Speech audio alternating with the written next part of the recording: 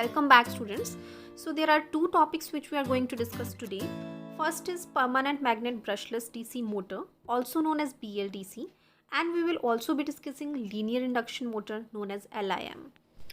So permanent magnet brushless DC motor, जिसको कि BLDC motor भी कहा जाता है, तो ये एक ब्रशलेस डीसी मोटर है और परमानेंट मैग्नेट इसमें है। ठीक है, तो ब्रशलेस कैसे हो सकती है डीसी मोटर? क्योंकि डीसी मोटर में तो आप जानते हैं कि हमें कम्यूटेटर के थ्रू सप्लाई देनी पड़ती है। यहाँ पे जो आपकी आर्मेचर वाइंडिंग है उसको कम्यूटेटर के थ्रू हम सप्लाई देते हैं और वहाँ पे ब्रशेस का भी यूज़ होता है, पर ये ब्रशलेस है। तो ब्रशलेस इसलिए है क्योंकि यहाँ पे हमें इस रोटर में सप्लाई देने की ज़रूरत नहीं है। ठीक है, यहाँ पे तो हम सप्लाई देते थे मैग्नेटिक फील्ड इसकी जनरेट करने के लिए, बट यहाँ पे परमानेंट मैग्नेट का यूज़ किया जाता है।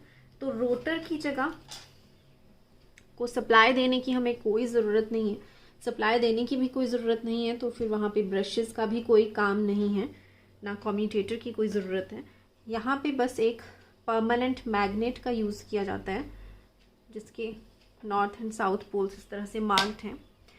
और अब जो स्टेटर है, स्टेटर में फील्ड दिया जाता है और कुछ इस तरह से जो दिया जाता है कि रोटेशन पॉसिबल हो जाए।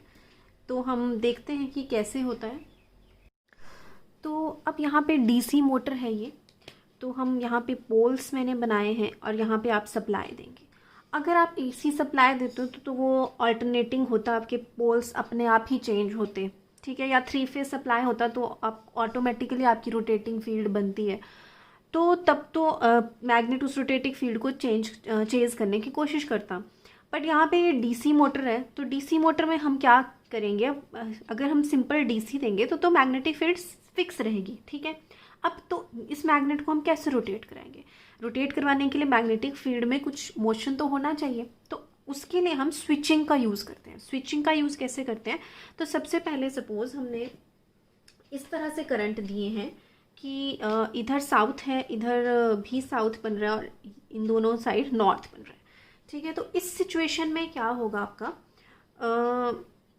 देखिए अब मैग्नेटिक फील्ड, दो मैग्नेटिक फील्ड्स हैं, एक है ये नॉर्थ टू साउथ और एक ये है यहाँ पे नॉर्थ से साउथ की तरफ। तो जो रिजल्टेंट बनेगा, क्योंकि दो फील्ड्स हैं तो इनका रिजल्टेंट आप इस तरह से बनेगा मिडल में। तो आपका जो इफेक्टिव नॉर्थ है वो इधर आएगा और इफेक्टिव साउथ इधर आएगा। ये पोल्स आपका इस साइड के बनेगा, मतलब इन दोनों का जो नेट नॉर्थ है वो नेट नॉर्थ इधर बनेगा और नेट जो साउथ है वो नेट साउथ इधर बनेगा इस पोजीशन में। तो मतलब इस टाइम अभी नॉर्थ इधर है और साउथ इधर है। तो अब इसको मैं इस तरह से रिप्रेजेंट कर देती हूँ। तो इधर नॉर्थ है और इधर साउथ है। अब अगर हम सिर्फ स्विचिंग सप्लाई जो है इन पोल्स में से हटा दें, ठीक है, सिर्फ हम इन दोनों को दें, तो पहले देखिए नॉर्थ इधर था जब दोनों की हमने दी थी, फिर हमने यहाँ की सप्लाई हटा दी, सिर्फ इधर दिया, तो अब नॉर्थ यहाँ से शिफ्ट होके यहाँ पे आ गया।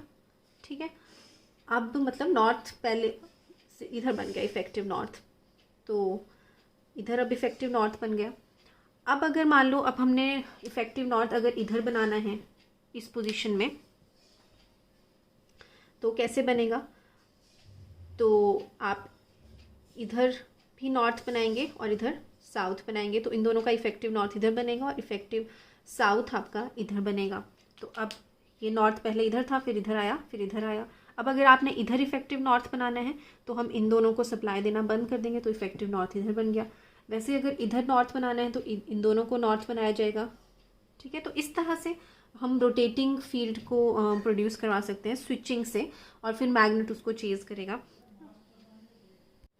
आप देख सकते हैं कि यहाँ पे नॉर्थ है, तो जो ये इसकी फ्लक्स इस तरह से अपवर्ड होगी, इसकी ऐसे, तो दोनों इंटरफेयर करेंगी और जो नेट फ्लक्स मिलेगी आपको बीच में, नॉर्थ इफेक्टिव नॉर्थ इधर बनेगा इन दोनों का रिजल्टेंट, और इन दोनों के साउथ से इधर बनेगा।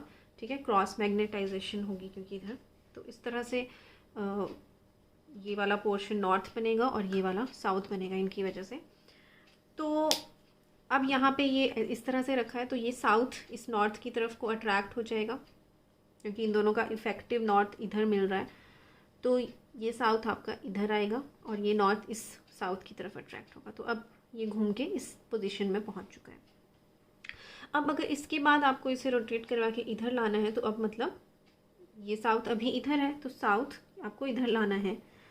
तो हम सिर्फ इसको और इसको एनर्जाइज करेंगे उस वक्त, ठीक है। उस वक्त इनमें आपको करंट देने की कोई ज़रूरत नहीं होगी। तो जब ये वाली पोजीशन होगी, सिचुएशन होगी, जब आप करंट स्टेटर में इस तरह से देंगे कि इधर नॉर्थ बने इधर साउथ बने, तो ये नॉर्थ इस साउथ को अट्रैक्ट कर लेगा और ये नॉर्थ, ये वाला साउथ इस नॉर्थ को अट्रैक्ट करेगा, तो ये इस तरह से रोटेट करेगी। ओके, अब हमें अगर मान लो इसको नेक्स्ट पोजीशन यहाँ पे आना है, इसको इस तरह से आना है, तो इस तरह से जब ये कब आएगी, मतलब नॉर्थ इस तरफ है, तो नॉर्थ इफेक्टिव नॉर्थ अगर इधर है, तो मतलब इस तरफ क्या बनना चाहिए आपका, इस तरफ इफेक्टिव साउथ बनना चाहिए, और साउथ जिस तरफ है उस तरफ इफेक्टिव नॉर्थ बनना चाहिए। तो इस तरफ इफेक्टिव नॉर्थ कैसे बनेगा, अगर इधर भी नॉर्थ हम देंगे और इधर नॉर्थ देंगे, इन दोनों में जब नॉर्थ मिलेगा तो इन दोनों का रिजल्टेंट मिल के हमें इधर नॉर्थ बनेगा और इधर इधर और इधर हम साउथ देंगे। तो जब इस तरह का आपका कॉन्फ़िगरेशन होगा तो ये रोटर की पोजीशन इस तरह अट्रैक्ट हो जाएगी। अब इसको घुमा के हमें अगर इस पोजीशन में लाना है, तो अगेन हम इसको और इसको अब एनर्जाइज करना बंद कर देंगे, सिर्फ इन दोनों को एनर्जाइज करके रखेंगे। तो ये इस पोजीशन से फिर आपका घूम के ये इस पोजीशन में आ जाएगा।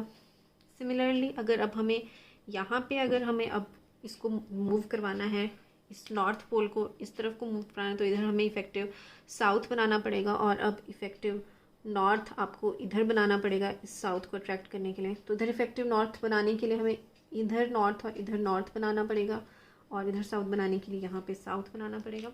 तो जब ये सिचुएशन होगी तो इधर इफेक्टिव साउथ बनेगा, इधर इफेक्टिव नॉर्थ बनेगा और ये इस तरह से रोटेट हो जाएगी। और सिमिलरली अगर आपको अब इसको एक स्टेप और इधर मूव करवाना है, तो हम इन दोनों को एनर्जाइज करना बंद कर देंगे और ये मूव करके अब इधर आ जाएगी साउथ। तो इस तरह से हम स्विचिंग करके, क्योंकि यहाँ पे डीसी है तो आप ऑल्टरनेट तो कर नहीं सकते करंट को, तो हम बारी बारी पहले 2 कॉइल्स को एनर्जाइज करवाएंगे, फिर इस तरह से एनर्जाइज करवाएंगे कि पोल्स इस डायरेक्शन में बने कि ये घूमना स्टार्ट कर दे। सेम ऑलमोस्ट सेम प्रिंसिपल आपका स्टेपर मोटर का भी होता है, पर एक ही डिफरेंस है कि स्टेपर मोटर में हमें स्टेप्स डिफाइन करने होते हैं और यहाँ पे हमें स्मूथ ऑपरेशन चाहिए, तो हम ज़्यादा नंबर ऑफ पोल्स लगा सकते हैं और इस तरह से डिज़ाइन करेंगे कि वो स्टेप्स विजिबल ना हो। और स्टेपर मोटर में हमें चाहिए होता है कि स्टेप्स आपको दिखें और होल्ड करे वो पोजीशन में, तो उसकी कंस्ट्रक्शन में कुछ डिफरेंस होते हैं। बाकी ऑलमोस्ट ये भी स्टेपर मोटर भी सेम प्रिंसिपल पे ऑपरेट करता है। So rotor is a permanent magnet, rotor एक परमानेंट मैग्नेट है and stator coils are energized by a DC supply. Stator को हम डीसी सप्लाई से एनर्जाइज करते हैं और वो एक इलेक्ट्रोमैग्नेट बन जाता है and produce a uniform field in the air gap, ठीक है। और डीसी दिया तो यूनिफॉर्म फील्ड है, अगर हम इसे रोटेटिंग इफेक्ट देना है तो स्विचिंग हमें प्रॉपर करनी पड़ेगी। तो by proper switching off supply to each pole effect of rotating field can be obtained as we discussed before. तो अब वो रोटेटिंग नॉर्थ जो है आपने देखा था पहले, उसकी पोजीशन किस तरह से हम चेंज करवा रहे थे स्विचिंग के इफेक्ट से। तो अब परमानेंट मैग्नेट उसको अलाइन करने की कोशिश करेगा, तो permanent magnet rotor poles align with the stator poles and it starts rotating, और इस तरह से वो रोटेट करना स्टार्ट कर देता है। नेक्स्ट हमने देखा कि इस मैग्नेट की पोजीशन पे हम जो था डिसाइड कर रहे थे हम कि कौन से पोल्स को हमें एनर्जाइज करना है। तो क्या होता है कि हॉल सेंसर होते हैं, यहाँ पे सेंसर्स लगे होते हैं जो इसकी पोजीशन को, शाफ्ट के ऊपर जो ये माउंटेड होता है उस शाफ्ट की पोजीशन को वो आइडेंटिफाई कर लेते हैं और सिग्नल दे देते हैं कि अभी आपका मैग्नेट इस पोजीशन में है, तो कौन सी कॉइल्स को हमें उस टाइम एनर्जाइज करना है। तो Hall sensors give shaft position feedback to the electronic controller, controller को वो फीडबैक देते हैं कि इसकी पोजीशन के बारे में, और उस पोजीशन से डिसाइड होता है कि कौन सी कॉइल्स को एनर्जाइज करना है। सो बहुत सारी एप्लीकेशंस होती हैं इसकी, तो they are used in a wide range of applications, varying loads में भी, कांस्टेंट लोड्स में भी, positioning applications in industry, automation, aviation, health care, इन सब में इनको यूज़ करते हैं। तो मेन एप्लीकेशंस आप कुछ नोट कर सकते हैं। For example computer hard drives, DVD and CD players, electric vehicles में जो मोटर्स होती हैं, या hybrid vehicles, electric bicycles, and industrial robots, CNC machines, washing machines, compressor, dryers, fans, pumps, blowers, and whatnot. So there are literally a wide, spectrum for the applications of this type of motors. Now we will be discussing linear induction motor. So let's begin. So linear induction motor क्या है? It is a special type of induction motor which gives linear motion. वैसे normally motor में rotational motion होता है, but इसमें linear direction में मिलता है. ठीक है, तो इसका प्रिंसिपल एग्जैक्टली सेम है जैसा कि 3 फेज़ इंडक्शन मोटर का होता है. तो 3 फेज़ इंडक्शन मोटर में हम जानते हैं कि एक स्टेटर रहता है और एक रोटर रहता है, और स्टेटर पे हम 3 फेज़ वाइंडिंग बाउंड करते हैं. और इसमें लीनियर इंडक्शन मोटर में क्या होता है, आप इमेजिन करिए जैसे आप इसके स्टेटर को हम यहाँ से तोड़ के इसको फ्लैट अगर हम ले कर दें तो कुछ इस तरह का बनेगा, और इस पर वाइंडिंग होगी स्ट्रक्चर को. और सिमिलरली अगर हमने रोटर को भी ब्रेक, इसको भी अगर मैं फ्लैट लाई कर देती हूँ तो ये इस तरह का होगा. तो इस तरह का हमारा लीनियर इंडक्शन मोटर रहता है. तो इसकी थ्योरी समझने के लिए हम ऐसे एज्यूम करते हैं कि एक जैसे नॉर्मल 3 फेज़ इंडक्शन मोटर है, उसको हमने एक फ्लैट ले कर दिया है. तो अब आप ऊपर अटैच जो पिक्चर है इसमें भी देख सकते हैं. तो सेम ही मैंने ड्राइंग इधर बनाई है. तो आप जानते हैं कि 3 फेज़ जो फ्लक्स होता है वो रोटेटिंग होता है. तो अब यहाँ पे मैंने इसको फ्लैट कर दिया, तो ये इस तरह से आगे को मूव कर रहा है. फ्लक्स जो पोल्स हैं वो लीनियरली आगे की तरफ को हमारे मूव कर रहे हैं. यहाँ पे आपके रोटेटिंग मोशन हो रहा था और इधर आपका लीनियर मोशन होगा, क्योंकि इसकी कंस्ट्रक्शन के कारण. तो इस वजह से जो यहाँ पे आपकी जो प्लेट है, कंडक्टिंग प्लेट, इसमें करंट्स ऐसे प्रोड्यूस होंगे कि वो अपने फ्लक्स कटिंग को चेंज को मिनिमाइज़ करना चाहेगा. तो जैसा 3 फेज़ इंडक्शन मोटर में होता था, ये सेम डायरेक्शन में रोटेट कर जाता था, इस तरह इसमें करंट इंड्यूस होते थे. तो ये भी सेम डायरेक्शन में आपका मूव करना स्टार्ट कर देगा, जिस डायरेक्शन में ये रोटेटिंग फ्लक्स आपकी मूव कर रही है. ऑब्वियसली वो उसकी स्पीड को कैच नहीं कर पाएगा, उससे हमेशा कम स्पीड पे करेगा, जैसा आप जानते हैं नॉर्मल इंडक्शन मोटर में होता है. So further you can write that when 3 phase winding on stationary structure. अब हम जैसे कि हमने डिस्कस किया कि एक ये स्टेटर है जिस पे वाइंडिंग है और यहाँ पे कंडक्टर प्लेट है नीचे. तो जो स्टेशनरी स्ट्रक्चर है इसमें हम 3 फेज़ वाइंडिंग होगी और 3 फेज़ सप्लाई देंगे, और वेव जो रिजल्टिंग जो फ्लक्स होगी वो आगे की तरफ को ट्रैवलिंग होगी. ठीक है, इस डायरेक्शन में आगे की तरफ को मूविंग होगी, जैसे कि 3 फेज़ इंडक्शन मोटर में रोटेटिंग होती है, इसमें आगे की तरफ को मूविंग होगी. तो वही लिखा है कि when 3 phase winding on stationary structure. यहाँ पे लीनियर इंडक्शन मोटर में स्टेशनरी स्ट्रक्चर को प्राइमरी कहा जाता है, और जो ये कंडक्टर प्लेट है जिसने मूव करना है इसको हम सेकेंडरी कहते हैं. तो प्राइमरी में 3 फेज़ वाइंडिंग है और उसको 3 फेज़ सप्लाई दी गई है, तो उसकी वजह से ट्रैवलिंग वेव प्रोड्यूस होती है. नेक्स्ट है currents are induced in the conductor plate. अब जो कंडक्टर प्लेट है सेकेंडरी इसको बोला गया, इसमें करंट्स प्रोड्यूस होंगे, और करंट्स इस डायरेक्शन ऐसे प्रोड्यूस होंगे कि उसमें जो फोर्स लगेगी वो अपने थ्रू फ्लक्स कटिंग एक्शन को मिनिमाइज़ करना चाहेगी, तो वो भी उसी डायरेक्शन में मूव कर जाएगा. तो flux acts and it's such that it tries to minimise the flux cutting action. Therefore conductor plate moves in the direction of the travelling flux. जिस डायरेक्शन में ट्रैवलिंग फ्लक्स मूव करेगी वहीं पे move करेगा, but उसकी speed से हमेशा इसकी स्पीड लेस होगी, जैसे कि इंडक्शन मोटर में होता है, क्योंकि अगर दोनों की स्पीड बराबर हो गई तो दोनों में फ्लक्स कटिंग एक्शन नहीं होगा, तो कोई कुछ भी इंड्यूस इसमें नहीं होगा, और इंड्यूस नहीं होगा तो कोई इस पर फोर्स नहीं लगेगी. तो इसकी स्पीड ये हमेशा ट्रैवलिंग फ्लक्स की स्पीड से को तो कैच नहीं कर पाती, उससे लेस रहता है. तो वही यहाँ पे लिखा है.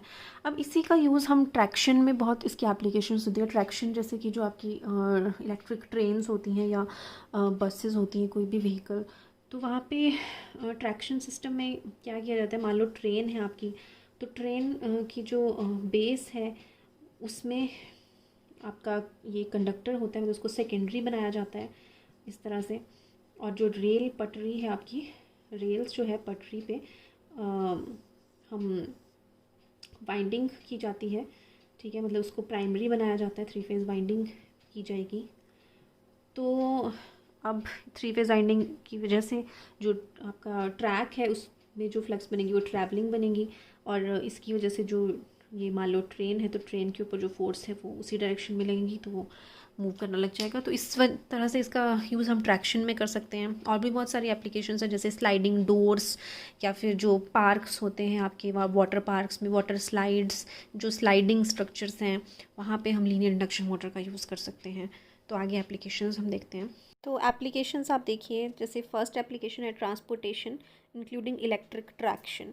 ट्रैक्शन वही है इलेक्ट्रिक ट्रांसपोर्टेशन में, तो सेम जो चीज़ मैंने बताई वही लिखी है। प्राइमरी को व्हीकल पे माउंट किया जाता है and secondary is laid on the track. Also cranes में यूज़ किया जाता है मटेरियल हैंडलिंग के लिए। या नेक्स्ट नीचे देखिए आप ट्रॉली कार्स में यूज़ कर सकते हैं अगर कि कड़ी किसी बड़ी वर्कशॉप में इंटरनली ट्रांसपोर्ट करना है मटेरियल। ऑल्सो इसको लास्ट लाइन आप देखिए ऑटोमेटिक स्लाइडिंग डोर्स में यूज़ करते हैं। इलेक्ट्रिक ट्रेन्स में जो स्लाइडिंग डोर्स होते हैं वहाँ पे यूज़ किया जाता है, या जो कन्वेयर बेल्ट होती हैं जिस पे सामान मूव करता है वहाँ पे हम इस मोटर को यूज़ करते हैं। तो these are the applications. So thank you, that's it for today's lecture. Hope you have understood it.